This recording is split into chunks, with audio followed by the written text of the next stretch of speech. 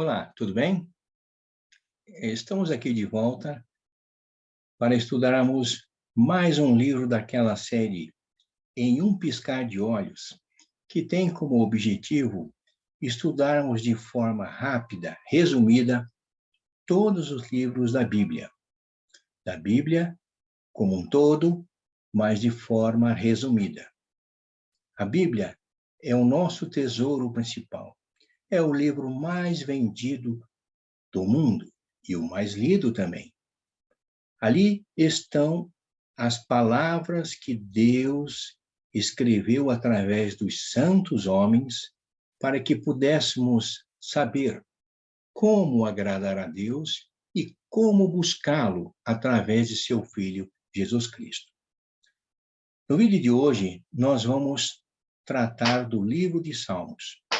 O livro de Salmos é como se fosse um inário. Tem lá cânticos de louvor ao nosso Deus.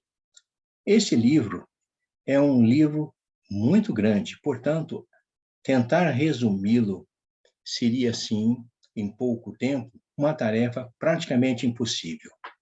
O objetivo deste vídeo é simplesmente mostrar a estrutura do livro, a essência dele, os autores e mostrar aonde Jesus, o nosso Salvador, aparece.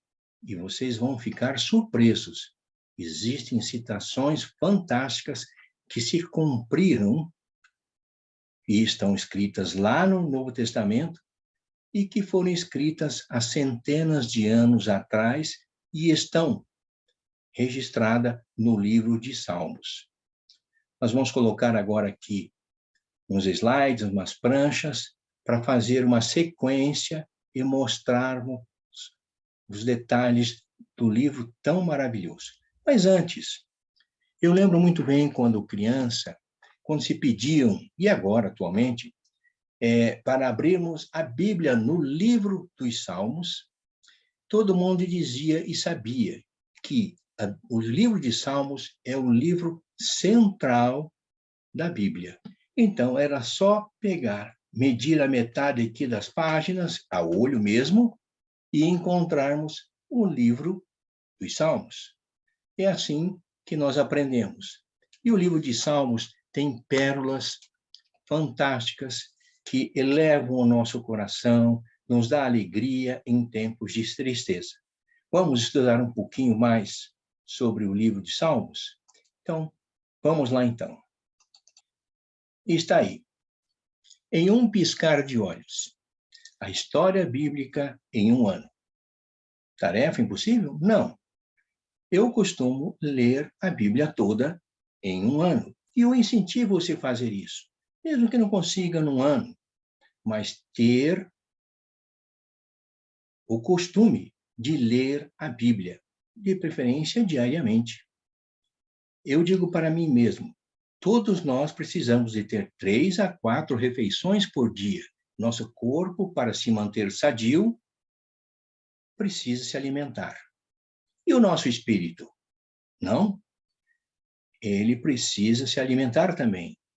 E a forma de nos alimentar espiritualmente é nos relacionarmos com Deus. E uma das formas que Deus nos dá, de forma muito simples, é lermos a sua palavra. E assim aprenderemos a fazer a sua vontade. Então vamos ao livro dos Salmos. O livro dos Salmos significa cânticos. Esse nome foi traduzido lá do hebraico para o grego, depois para o latim, e até chegar à nossa língua atual, através da Septuaginta. O que foi e o que era a Septuaginta? Anos antes de Cristo, mais ou menos 70 pessoas se reuniram para fazer a versão, tradução do hebraico da Bíblia, portanto, do Velho Testamento, para o grego. E a palavra que mais se encaixou para expressar o que eram os salmos hebraicos foi a palavra salmos, e que tem o significado de cânticos. No Novo Testamento, pelo menos em alguns trechos que Jesus fala sobre o livro de Salmos. A palavra hebraica mismor tem o significado de cântico, vocal ou instrumental. São formas de se louvar a Deus. É semelhante ao que nós temos hoje. Hinários com letras e música e compositores ao longo dos séculos que nós conhecemos, exaltando a Deus, no seu Filho Jesus, e essa é a forma de expressarmos nosso culto, a nossa alegria ao Deus Criador. Portanto, os salmos também são uma coleção de hinos que os hebreus ainda hoje praticam. Vamos fazer a introdução rápida. O livro de Salmos não foi escrito somente por um autor. Não. Foram vários autores. Mas o que mais escreveu e está registrado neste livro é sobre Davi, o rei Davi. Tem lá 73 salmos. Praticamente a metade dos 150 capítulos são de Davi. O rei Salomão tem 2 salmos. Moisés escreveu um salmo? Sim, e é o mais antigo. É o mais antigo, porque foi escrito lá em 1400 e pouco, antes de Cristo, no caminho, provavelmente, no deserto. Nós colocamos como gênero, explicar onde se encaixa esses livros na Bíblia, como um livro poético, musical. A poesia, ela usa muito da natureza, de palavras que são para expressar algo que, na verdade, muitas vezes se tornam palavras que não são substantivos concretos, mas são palavras que exprimem um louvor que vem da alma. Portanto, a data que está aqui mostra que o período da escrita destes salmos todos, dos 150 capítulos, é entre 1410 e 430 a.C. Esse período abrange a saída lá do Egito, da escravidão do Egito, e após o retorno do exílio babilônico, lá pelos anos 430, 450, 438 a.C. O objetivo deste livro, portanto, é louvar a Deus em seus grandes feitos. A estrutura dele tem 150 capítulos, 2.461 versículos na Bíblia protestante. E já na tradição hebraica, foi feita uma subdivisão, que chamamos seções ou livros também. Dentro do próprio livro de Salmos, existem 5 divisões ou 5 livros que nós vamos ver rapidamente. Essa divisão do livro de Salmos é livro 1, do capítulo 1 ao capítulo 41, e tem como tema principal pedidos de ajuda e canções de louvor. No livro 2, dos Salmos 42 ao 72, fala da libertação do cativeiro e dos indivíduos do pecado. O livro 3, dos Salmos 73 a 89, são canções de adoração. O livro 4, do capítulo 90 ao 106, confissões de fracasso e expressão de louvor. E o último, livro 5, que vai do capítulo 107 ao último, 150, são hinos de louvor. São pequenos salmos que exaltam e louvam ao nosso Deus. Agora eu vou fazer um breve resumo de cada um dos livros, da subdivisão do livro de Salmos. E vou citar alguns salmos, não todos, obviamente, porque nós estamos resumindo, que trazem alguma coisa. Agora,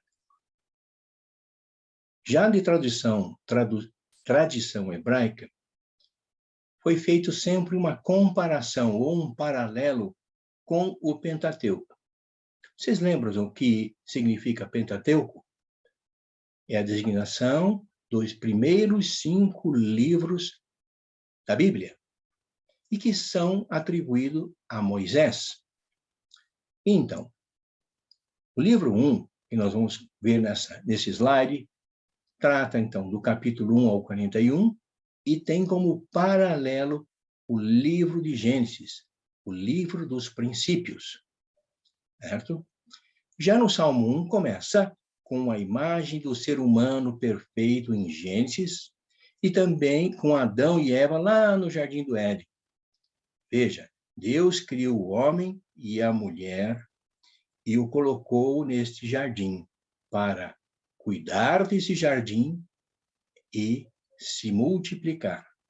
Este foi o mandamento inicial de Deus ao primeiro casal. Agora, já o Salmo 2 vai registrar a rebelião humana. Se lermos Gênesis, logo nos primeiros capítulos, vamos ver que o homem desobedeceu a Deus. Deus tinha colocado um único empecilho que não podia fazer, e ele acabou fazendo. E isso trouxe o pecado. E esse pecado original se transferiu para toda a humanidade. Então, nós somos pecadores porque o nosso pai primeiro desobedeceu ao mandamento divino. Gênesis descreve a queda do ser humano, a queda e o pecado da desobediência. O Salmo 22 já é um salmo messiânico. Descreve o sofrimento e a vitória do Messias vindouro. Este é o que veio solucionar o problema do homem de se relacionar com Deus, o Messias. Os demais salmos mostram, por exemplo, a angústia da separação de Deus. Quando nós estamos fora do plano de Deus, nós não somos felizes. Há um vazio dentro de nós. A nossa alma e espírito, que tem essência divina, querem buscar a Deus. Mas se nós, na nossa própria desobediência, não buscamos a Deus, nós sentimos esse vazio, esta angústia, essa infelicidade. Apresenta, portanto, a graça e a misericórdia de Deus, porque Deus, acima de tudo, é misericordioso. Expressa o anseio do coração humano, quer dizer, ali mostra em alguns salmos que a minha alma anseia pelo Senhor, como assim vai escrevendo vários salmistas. E aqui vem, nos 4 primeiros, sempre se termina com amém e amém. Isto é, o Salmo 41 termina desta forma, amém e amém. O que significa? O primeiro livro, certo, que tem esse paralelo com Gênesis, ele, no último Salmo, o 41, está escrito amém e amém. Logo em seguida, como nós vamos ver, e pode se conferir na Bíblia, começa-se o livro 2. E o livro 2 vai do 42 ao 72, e tem como paralelo o livro do Êxodo.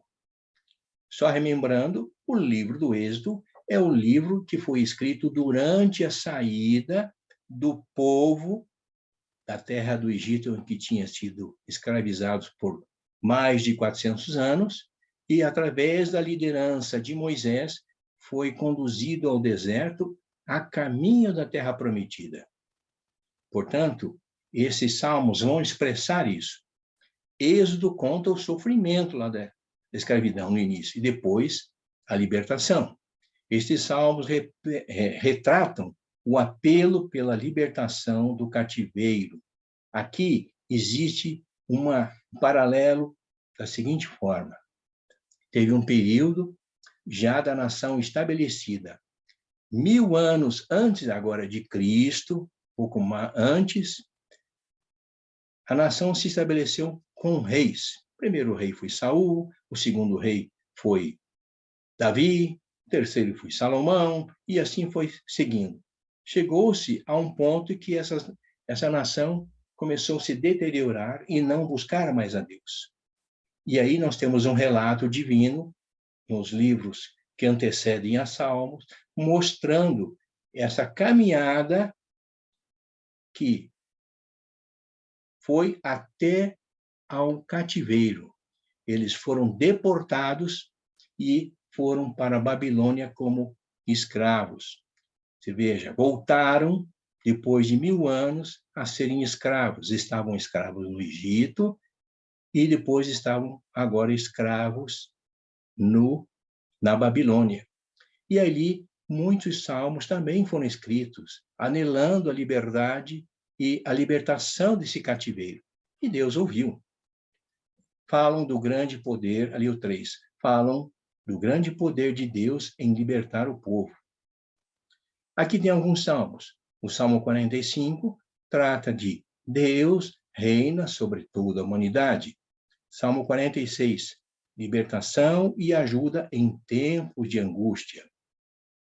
O Salmo 50 exalta a força de Deus. O Salmo 51 revela a graça de Deus com o pecado e a vergonha. Apóstolo Paulo, em um dos seus livros, lá no Novo Testamento, cita que aonde abundou o pecado, superabundou a graça de Deus, através de Jesus Cristo, nosso Salvador. E o Salmo 72 mostra o poder da libertação do cativeiro do pecado, que hoje nós continuamos, muitas vezes, sendo escravos do pecado. E, para isso, Deus providenciou esta libertação. Também, esse livro número 2, ele encerra com a doxologia Amém, Amém. Veja, é importante nós fazermos uma pequena pausa aqui e abrirmos nossos olhos para que enxerguemos como Deus é bom, como Deus tem sido bom para conosco. Mesmo sendo desobedientes, nós ainda estamos sob a graça divina. Através de Jesus Cristo, que veio ao mundo, pregou o Evangelho, mostrou o caminho, foi à cruz, morreu por nós, ressuscitou e foi elevado aos céus, e está lá intercedendo por nós e por você, por mim e por você. Esta graça é o que nós estamos vivendo hoje, o tempo da graça. E não podemos nos esquecer que Deus é graça e misericórdia e também é justiça. O livro 4 vai tratar dos Salmos 90 a 106 e faz um paralelo com Números. Números também foi escrito por Moisés no período da peregrinação no deserto para chegar à Terra Prometida, e lá ele teve oportunidade de citar muitas coisas. Por exemplo, o conjunto de salmos destaca o fracasso humano, porque eles sempre estavam, o povo que saiu do Egito, sempre estavam reclamando e desobedecendo às ordens divinas que eram dadas através de Moisés.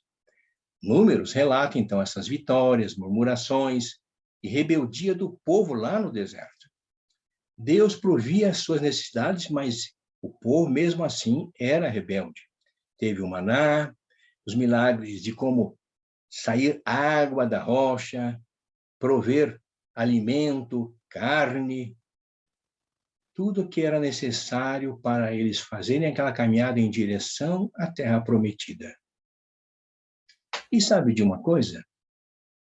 Hoje nós estamos caminhando também rumo à Terra Prometida. Os céus, onde Jesus disse vou preparar-vos lugar, porque aonde eu estiver, vocês também possam estar comigo.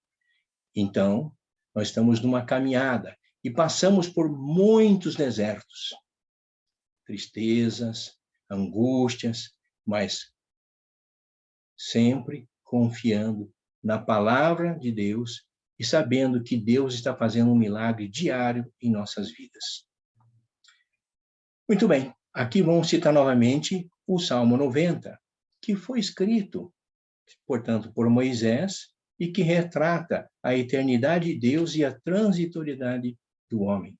Veja, Moisés reconhecendo que Deus é eterno e que nós somos transitórios. Estamos aqui passando por esta terra e nosso destino final é o céu. Vamos ao livro número 4, que é também do Salmos 107 ao 150. E o paralelo é com o último livro dos Salmos, o livro do Pentateuco, desculpe, que se chama Deuteronômio, que é uma revisão e uma reiteração das leis anteriores e da forma como Deus gostaria que aquele povo, que agora estava chegando para tomar a terra prometida, fosse relembrado de tudo aquilo que eles aprenderam e viram ao longo de 40 anos de peregrinação no deserto. Muito bem, aqui nós vamos ver que todo este livro contém somente formas de adoração e louvor. Deuteronômio torna-se a repetição da lei de Deus e o compromisso do povo em seguir as instruções divinas. Pena que nós sabemos ao longo da história que o povo judeu, aquele que veio do Egito, Deus deu a terra, mas ele, ao longo dos anos, não permaneceu na vontade de Deus e teve tantos percalços. Tem notas de triunfo, alegria, louvores. E termina com a doxologia Aleluia, louvado seja Deus. Muito bem, até aqui nós vimos a subdivisão do livro dos Salmos. É importante nós ressaltarmos que o livro dos Salmos é um livro para que nós leiamos e dele tiremos grandes lições. Nós vamos ver que quando nós estamos angustiados, haverá sempre um salmo para nos confortar. Quando estamos alegres, haverá salmos para nós louvarmos a Deus. Não é verdade que quando nós estamos felizes, nós espontaneamente cantamos? Certo? É assim que funciona com muitos salmos. Era a forma de expressar, de mostrar que ali estava a mão de Deus. Davi expressou e escreveu vários tipos de salmos, de lamentações, de tristeza, de arrependimentos, mas também de alegria. Veja, o Salmo 23, que é um salmo que nós devemos estar decorados desde a infância, e diz que o Senhor é o meu pastor e nada me faltará. E assim por diante. Devemos sempre nos voltar para a palavra de Deus. E se você tiver uma Bíblia como eu tinha, de abrir no meio, você vai encontrar o livro de Salmos. Tem salmos maravilhosos que dão assim a sensação de alegria, de regozijo de alma. E saber que muitos deles são salmos proféticos. Isso é verdade. Tem salmos que falam de coisas que haveriam de acontecer. Opa, e muitos aconteceram. Principalmente salmos que nós chamamos de salmos messiânicos. São aqueles salmos que anteviram e falaram de Jesus séculos antes de acontecer a vinda do Salvador. Vamos ver essas coisas? Então, me permitam aqui novamente colocar algumas pranchas e vermos onde nós estávamos. Aqui. Jesus Cristo nos Salmos. Está escrito lá? Sim. Não precisa ser um expert para fazer uma correlação entre Jesus, o Salvador, e os personagens que são citados, o personagem que é citado em alguns salmos. Existem pelo menos 21 citações proféticas que se referem ao Messias e que se cumpriram e estão registradas lá no Novo Testamento. Eu vou fazer aqui um exemplo, 2, pegando estes que eu coloquei aqui. Salmo número 2, portanto, o segundo Salmo, o versículo 7. Vocês me permitam eu abrir a Bíblia e encontrar o Salmo 2, versículo 7. Aqui está. Diz assim: proclamarei o decreto do Senhor. Ele me disse: tu és meu filho, eu hoje te gerei. Muito bem. Veja a correlação que declara como Messias sendo filho de Deus, agora no Novo Testamento, em Mateus 3,17. Este é um episódio que trata do batismo de Jesus, quando ele se chegou para ser batizado por João Batista. Vamos lá. Capítulo 3, versículo 17 de Mateus. Eu vou ler a partir do 16. Batizado Jesus, saiu logo da água, e eis que lhe abriram os céus, e viu o Espírito de Deus descendo como pomba, vindo sobre ele. E eis que uma voz do céu que dizia: este é o meu filho amado, em quem me comprazo. Então, aqui mostra só um trechinho de que aquilo que estava escrito lá e que foi escrito no Salmo número 2, versículo 7, se cumpriu em Jesus e que Mateus, um dos evangelistas, escreveu e está registrado na divisão capítulo 3, versículo 17. Veja, eu gostaria de imaginar pessoas ouvindo uma voz vinda do céu e declarando: este é o meu filho a quem me comprazo, em quem eu me alegro. Jesus, o nosso Salvador, quando foi batizado, foi cumprir a profecia que estava escrita lá nos Salmos.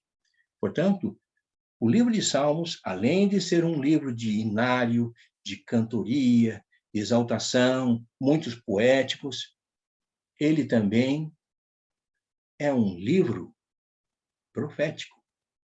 Ali fala sobre o Salmo 22, é um salmo que mostra a tristeza e quando Jesus está na cruz, e está lá escrito em Mateus também 27 sobre isso. Os Salmos 45 e 6 fala do trono do Messias é eterno.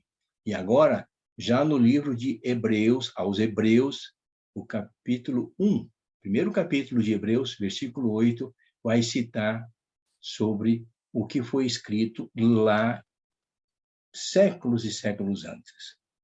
Então, aqui nós vemos que Jesus, que é o centro de toda a Bíblia, não esqueçamos, a Bíblia foi escrita por homens inspirados por Deus e que Deus permitiu que ela se expandisse, mas ela tem uma mensagem central, que é a manifestação do Filho de Deus, que veio para resolver nosso problema do pecado e nos aproximarmos novamente do trono do Criador. Todo aquele que crê e confessa que Jesus Cristo é o Senhor, a este é dado o poder de ser chamado Filho de Deus. Não esqueçam disso. Vamos concluir, então, esse breve comentário sobre o livro de Salmos.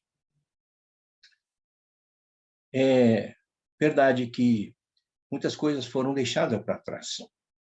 Por exemplo, se falasse que Moisés escreveu o Salmo 90 e não ler este salmo, é realmente assim uma coisa que fica como lição. Ler muitos salmos e saber que ali Deus está atuando lá na posteridade e está falando conosco hoje. O livro de Salmos mostra as emoções humanas diante das adversidades. É isto. Trata da alma quando ela está triste, estou falando do livro de Salmos, quando ela está alegre, quando nós estamos felizes, estamos com medo, quando estamos angustiados e que estamos em desespero, sempre haverá um salmo para nos consolar e nos fortalecer. Há um salmo, como está escrito aqui, para cada momento da vida. Você está feliz? Leia um salmo que exalte a Deus. Você está triste? Busque a Deus nos salmos e vai encontrar o refrigério para a sua alma. O livro de Salmos aponta para Deus e seu Filho Jesus Cristo. E o que chamamos de resumo de toda a Bíblia, o que está escrito lá no Novo Testamento, no livro de São João, capítulo 3, versículo 16. Gostaria que abrisse sua Bíblia e lesse esse livro, esse versículo, pelo menos umas 3 vezes, para entender bem o que ali está escrito. Diz assim, que está declarando o incomparável amor de Deus para com toda a humanidade. Basta somente crer e aceitar seu sacrifício, o sacrifício de Jesus, para estar sob a misericórdia e graça divinas. Bem, espero que tenham gostado ou aproveitado um pouco sobre este vídeo em relação ao livro de Salmos. Peço novamente a Deus que os abençoe e que dê essa capacidade para ler a palavra, entender e buscar a presença de Deus. A Ele seja toda a glória. Amém.